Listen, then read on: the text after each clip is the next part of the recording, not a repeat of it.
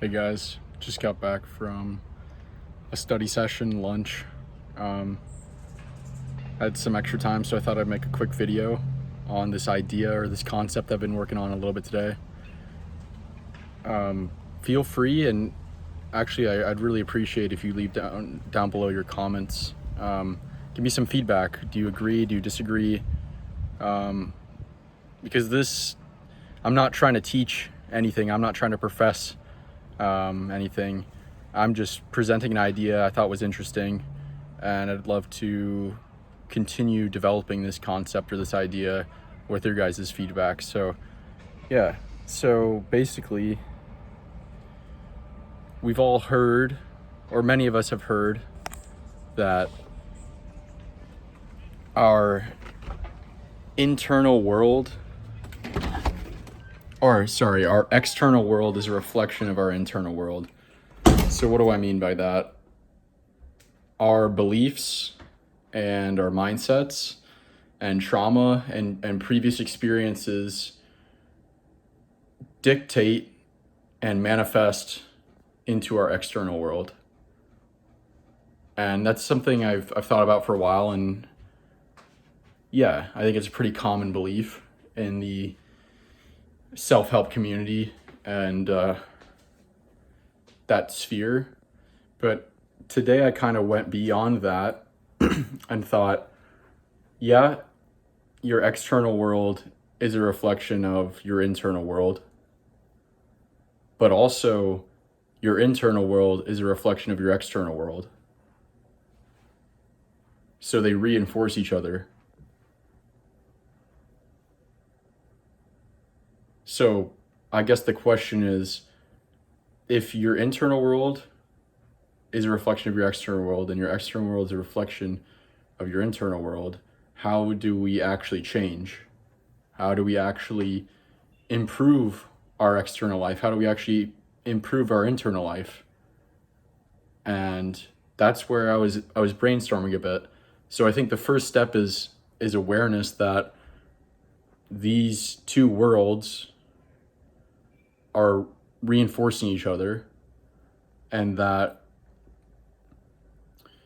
if your external world, for example, if you win the lottery and your external world and your status and your influence and your wealth all go up significantly, but you didn't get there through your own internal work and your own effort, well, then it's only a matter of time before that external world comes back down to your level of internal world. So these two worlds attract each other, and your reality, usually, given enough time, will come back to that homeostasis of your external world and your internal world are the same. They're at the same level. So step one is awareness of that.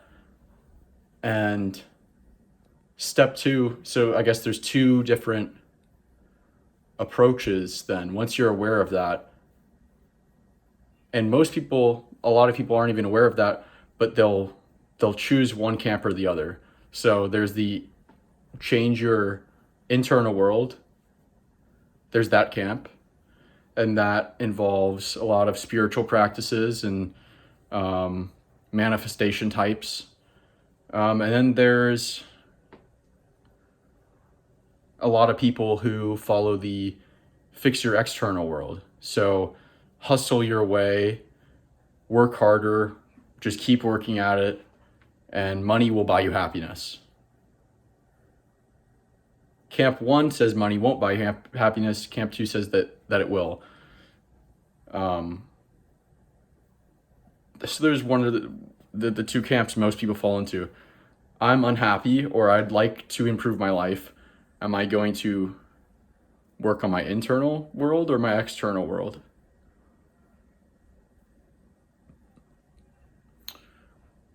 And I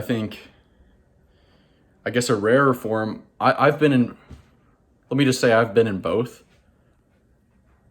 at different periods of my life. I've been in, my problems will all be solved with external status increase and wealth and, these external things.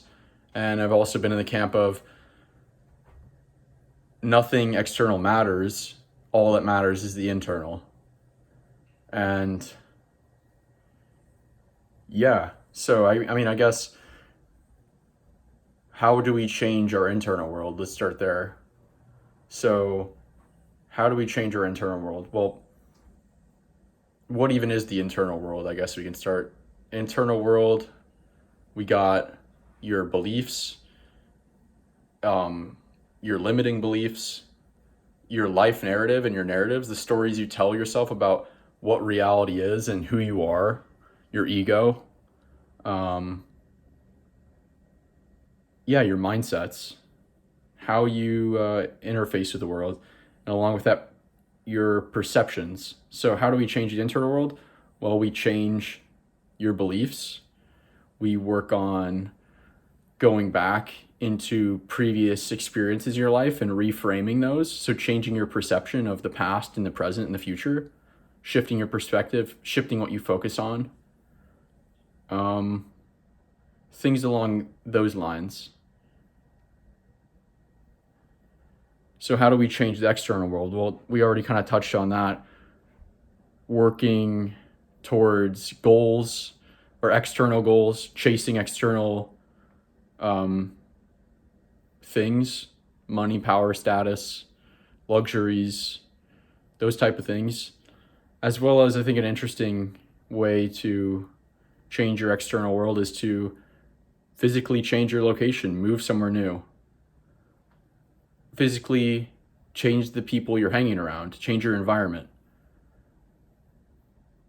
As well as the environment you live in which you live in, designing it. Feng shui design. Make it enjoyable, make it beautiful, aesthetically pleasing, somewhere where you're inspired to be.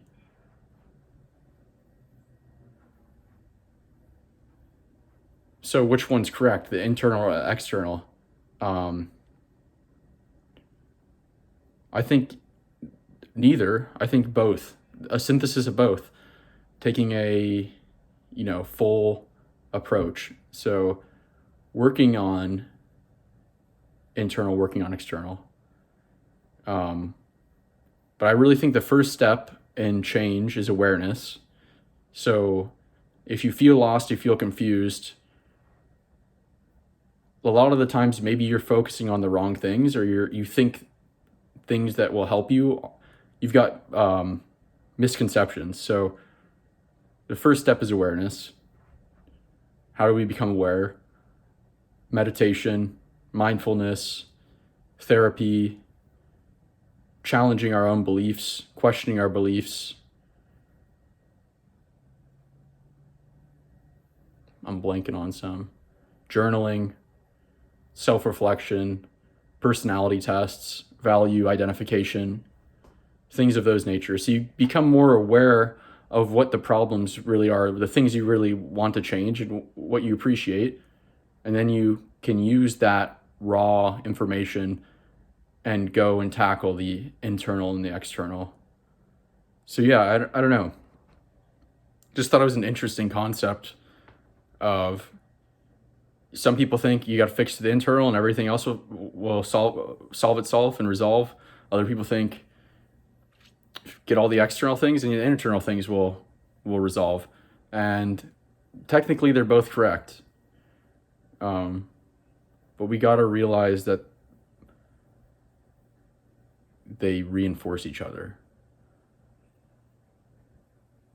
And that can be difficult to overcome because your internal is pulling your external and your external is pulling your internal. So yeah, let me know what you think. If you've gotten this far, I appreciate it, and I'd love to hear your feedback. And I think this is still a brand new idea or concept to me, and I'd love to continue developing it because I think I'm onto something with it. So yeah, talk to you guys later. See ya.